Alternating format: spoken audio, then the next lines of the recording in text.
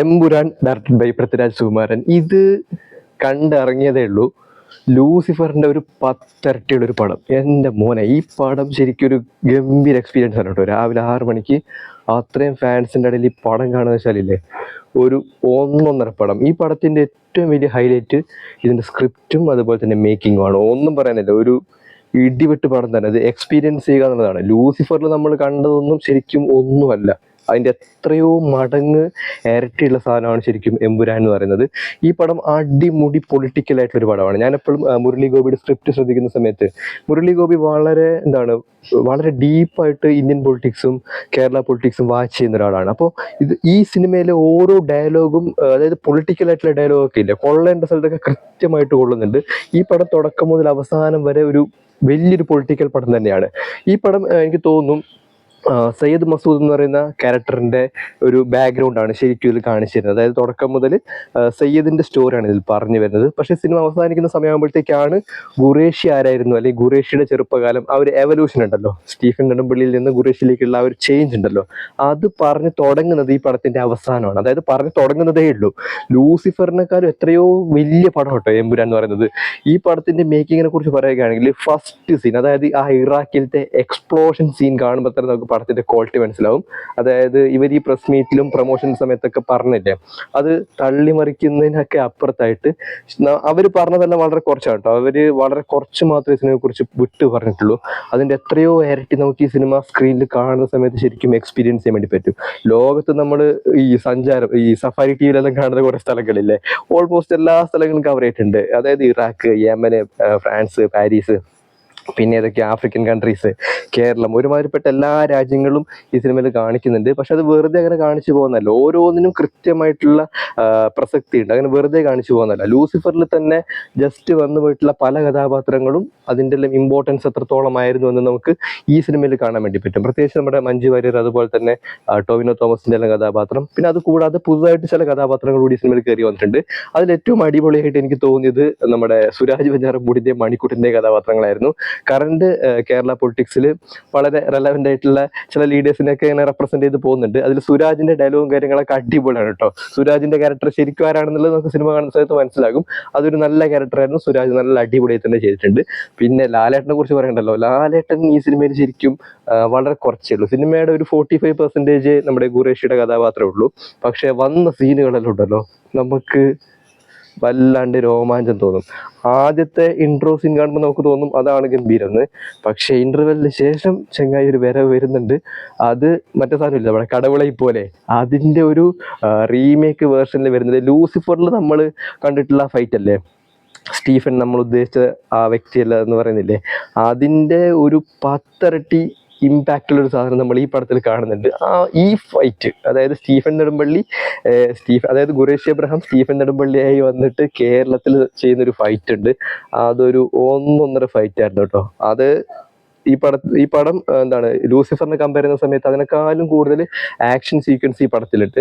പക്ഷെ എല്ലാ ആക്ഷനും അടിപൊളിയായിരുന്നെങ്കിലും എനിക്ക് ഏറ്റവും ഗംഭീരമായി തോന്നിയത് ഈ മഞ്ജു വാര്യർ, അതുപോലെ തന്നെ മോഹൻലാൽ, പിന്നെ നമ്മുടെ ആ താടി വെച്ച ചങ്ങായില്ലേ കടവുളൈ പോലെ, ഇവർ 3 പേരും കോമ്പിനേഷനിൽ വരുന്ന ഒരു സീനുണ്ട്. അവിടെ വെച്ച് ചെയ്തിട്ടുള്ള ആ ഒരു ഫൈറ്റ് ആയിരുന്നു ഗംഭീരമായിട്ടുള്ള ഫൈറ്റ്. പടത്തിന്റെ മേക്കിങ്ങിനെ കുറിച്ച് പറയുകയാണെങ്കിൽ സിനിമാറ്റോഗ്രഫി, മ്യൂസിക്, എഡിറ്റിങ് ഗംഭീരമായി തന്നെ ചെയ്തിട്ടുണ്ട്. നല്ല പണി അറിയുന്ന ആൾക്കാർ തന്നെയാണ് ചെയ്തിട്ടുള്ളത്. അഭിലാഷ് മോഹനാണ് ഈ പടത്തിന്റെ എഡിറ്റിംഗ് ഒക്കെ ചെയ്തിട്ടുള്ളത്. നല്ല ട്രാൻസിഷൻ സീക്വൻസ് ആയിരുന്നു. പിന്നെ ഓരോ ജിയോഗ്രഫിയിലേക്കും പോകുന്ന സമയത്ത് അവർ യൂസ് ചെയ്തിട്ടുള്ള കളർ ടോൺസ് ഒക്കെ അടിപൊളിയാണ്. നമുക്ക് ശരിക്കും ഫീൽ ചെയ്യും, ശരിക്കും ഒരു ഹോളിവുഡ് പടം കാണുന്ന അതേ ഇമ്പാക്റ്റോടെ, അത്രയും ക്വാളിറ്റിയോടെ നമുക്ക് കാണാൻ വേണ്ടി പറ്റിയ ഒരു മലയാളം പടം. പക്ഷേ ഈ പടത്തിന്റെ ഒരു 60% ഹിന്ദിയാണ്. അതായത് സ്റ്റാർട്ടിംഗ് ഒക്കെ ഈ 2002 ഗുജറാത്തിൽ നടന്നൊരു കലാപവും കാര്യങ്ങളൊക്കെ കാണിച്ചിട്ടാണ് ഈ സിനിമ സ്റ്റാർട്ട് ചെയ്യുന്നത്.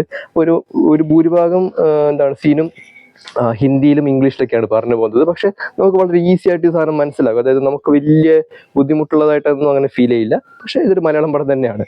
അൾട്ടിമേറ്റ്ലി ഇത് മലയാളം പടമാണ്, പക്ഷെ ഹോളിവുഡ് ലെവലുള്ള ഒരു മലയാളം പടം എന്ന് നമുക്ക് പറയാം.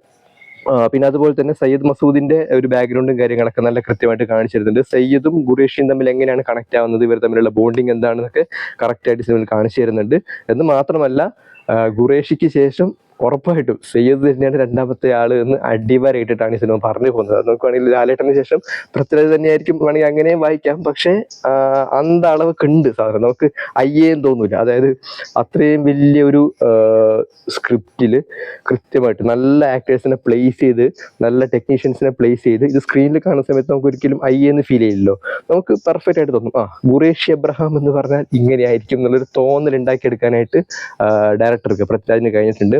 ഗംഭീരമായിട്ടുള്ള ഒരു പടം. ഇതിനെക്കുറിച്ച് കൂടുതൽ നമുക്ക് അങ്ങനെ ഒന്നും വിട്ടു പറയാൻ വേണ്ടി പറ്റില്ല. വിട്ടു പറയാൻ ശരിക്കും ഇതൊന്നുമില്ല കേട്ടോ. എനിക്ക് തോന്നുന്നു L3 വന്നതിന് ശേഷം നമ്മൾ വീണ്ടും ലൂസിഫർ പോയി കാണേണ്ടി വരും. ലൂസിഫർ ഇത്രയേ ഉള്ളൂ, പക്ഷെ എമ്പുരാൻ ഇത്രയുണ്ട്. അതായത് വലിയ പാർട്ടാണ് എമ്പുരാൻ എന്ന് പറയുന്നത്. ഇനി L3 കൂടി വന്നു കഴിഞ്ഞാലേ നമുക്ക് ഈ കഥ മൊത്തത്തിലൊന്ന് മനസ്സിലാക്കി എടുക്കാൻ വേണ്ടി പറ്റും. പിന്നെ മുരളി ഗോപിയുടെ സ്ക്രിപ്റ്റ് ആവുന്ന സമയത്ത് നമുക്ക് ഊഹിക്കാമല്ലോ, കേരളത്തിലെ പ്രസന്റ് അതായത് കറണ്ട് ടൈമിലെ എല്ലാ പൊളിറ്റിക്കൽ പാർട്ടീസിനെ നല്ല രീതിയിൽ എടുത്ത് കൊട്ടുന്നുണ്ട്. നല്ല പൊളിറ്റിക്കൽ ഡയലോഗ്സ് ഉള്ള സിനിമ കൂടിയാണ്. ഈ സിനിമയിൽ സുരാജ് പറഞ്ഞൊരു ഡയലോഗ് ഉണ്ട്, 543 വിഭവങ്ങളുള്ള ഒരു സദ്യയിലേക്ക് വെറും 20 കറിവേപ്പില മാത്രം ഇട്ട് കൊടുക്കുന്ന സംസ്ഥാനമാണ് കേരളം എന്ന്.